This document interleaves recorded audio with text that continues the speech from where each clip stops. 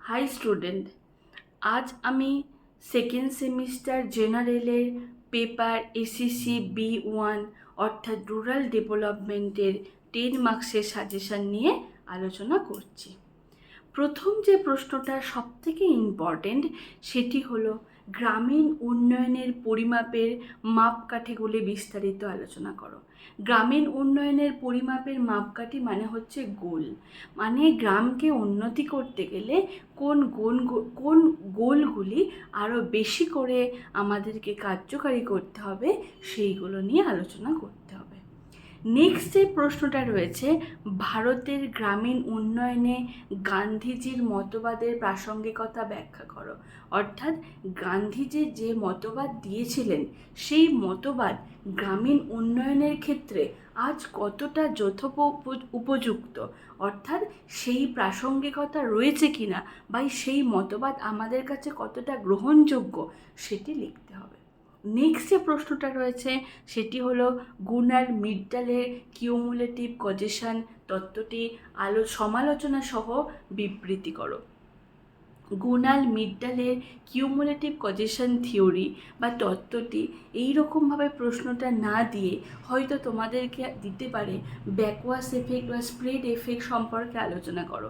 সেই প্রশ্নেরও উত্তর একই হবে, গুনাল মিডডালের কিউমুলেটিভ কজেশন থিওরি বা গুনাল মিডডালের মডেল।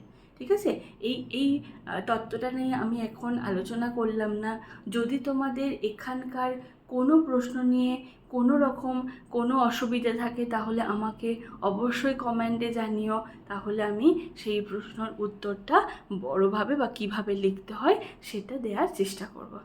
নেক্সট যে প্রশ্নটা রয়েছে, ভারতের পঞ্চায়েতি রাজ প্রতিষ্ঠানের সফলতা ও ব্যর্থতা আলোচনা করো। মানে ভারতের যে ত্রিস্তরীয় পঞ্চায়েত ব্যবস্থা রয়েছে সেই পঞ্চায়েত ব্যবস্থা আজ কতটা সাফল্য বা সেই পঞ্চায়েত ব্যবস্থা কতটা ব্যর্থতার সম্মুখীন হয়েছে সেটা নিয়ে আলোচনা করতে হবে। নেক্সট যে প্রশ্নটা রয়েছে সেটা হলো ভারতের গ্রামীণ উন্নয়নের নীতি ও পরিকল্পনাগুলি আলোচনা করো। অর্থাৎ গ্রামকে উন্নয়ন করতে গেলে আরও যে সমস্ত নীতিগুলো বা অর্থাৎ আইনগুলো আনতে হবে বা আরও পরিকল্পনা কিভাবে করতে হবে সেই সমস্তগুলো এখানে আমাকে লিখতে হবে। তারপরের প্রশ্নটা খুবই ইম্পর্টেন্ট প্রশ্ন, প্রধানমন্ত্রী জনধন যোজনার দুটি সুবিধা অসুবিধা লেখো।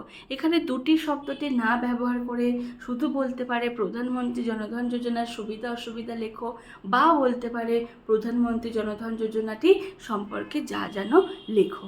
ঠিক আছে, এখানে এই প্রশ্নটা প্রধানমন্ত্রী যে সবার জন্য যে রেশন ব্যবস্থার কথা বলেছেন সেটা, বা আরও যে সমস্ত সড়ক যোজনার কথা বলেছেন, বিমার কথা বলেছেন, সেইগুলো এখানে লিখতে হবে। নেক্সট যে প্রশ্নটা রয়েছে সেটা হচ্ছে স্বর্ণ জয়ন্তী গ্রাম স্বরোজগার যোজনা। স্বর্ণ জয়ন্তী গ্রাম স্বরোজগার অর্থাৎ প্রত্যেকটা গ্রাম, ভারতের প্রত্যেকটা গ্রাম স্বরোজগারী হয়ে উঠবে। স্বরোজগারী মানে হচ্ছে প্রত্যেকেই এখানে টাকা ইনকাম করার জন্য বা জীবিকা নির্বাহের জন্য কিছু একটা ব্যবস্থা করে দেওয়ার জন্য যে আইনগুলো বা নীতিগুলো তিনি গ্রহণ করেছিলেন সেইগুলি সম্পর্কে লিখতে হবে। নেক্সট যে প্রশ্নটা রয়েছে, খরাপ্রবণ অঞ্চলে ভারত সরকার কর্তৃক গৃহীত যে কোনো একটি প্রকল্প সম্পর্কে আলোচনা করো। এই প্রশ্নের মধ্যে যে কোনো একটি প্রকল্প বাদ দিয়ে হয়তো বলতে পারে খরাপ্রবণ অঞ্চলে ভারত সরকার কর্তৃক গৃহীত পরিকল্পনা সম্পর্কে আলোচনা করো। তখন ভারতের খরাপ্রবণ যে সমস্ত জায়গাগুলো রয়েছে এবং সেখানে ভারত সরকার কি কি নীতি গ্রহণ করেছে সেই খরাপ্রবণ অঞ্চলকে বাঁচানোর জন্য বা তাদের আর্থিক সহায়তার জন্য বা তাদেরকে কি কি প্রিকশনের কথা বলা হয়েছে সেইগুলো নিয়ে তোমরা আলোচনা করবে।